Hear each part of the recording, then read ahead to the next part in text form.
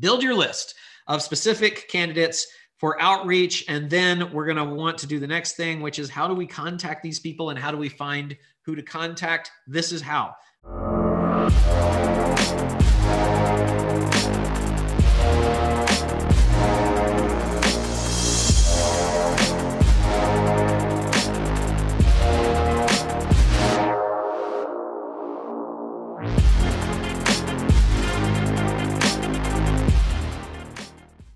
Okay, a few different ways for you here, 15 to be exact.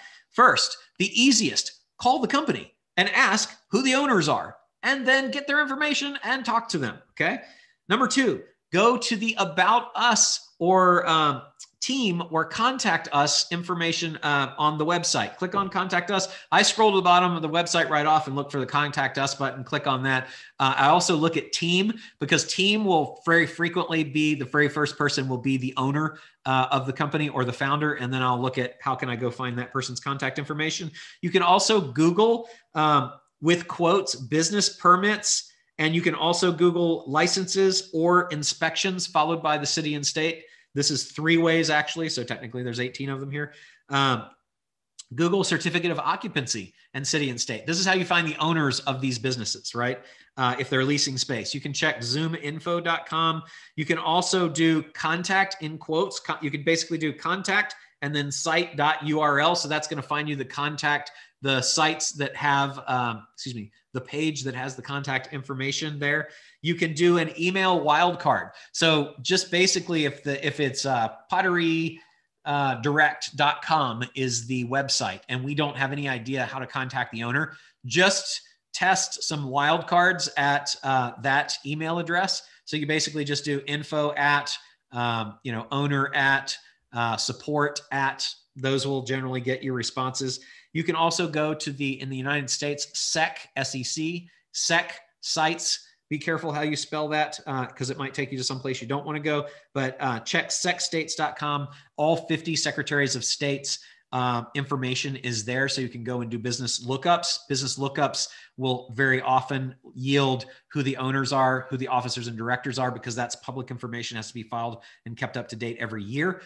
Or there'll be an attorney or an accountant listed there or an agent for service of process you can reach out to and find out how to get a hold of the owners. Archive.org is another place.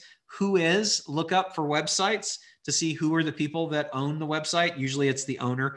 LinkedIn search is good as well. You can check Hoover's, I mentioned before. You can go to groups and forums and search for the domain name that you're looking for. So if you went to Google Groups and you wanted to find out who's commenting that's from potterydirect.com, then you can search Google Groups, and other forums allow you to do this, many of them as well. And you can go and you can just basically search for that domain, and then you'll see comments by people from potterydirect.com, and that will usually give you a person who you can either message on the forum or group, or it might even have their email there, right? So lots of good ways to do that. Linkassistant.com also is a good way to do it, or you can look through their Google Analytics account. So you can do a search for the Google Analytics UA dash number, where after the dash is their Google Analytics account. And then you can find other sites that same Google Analytics ID is used for.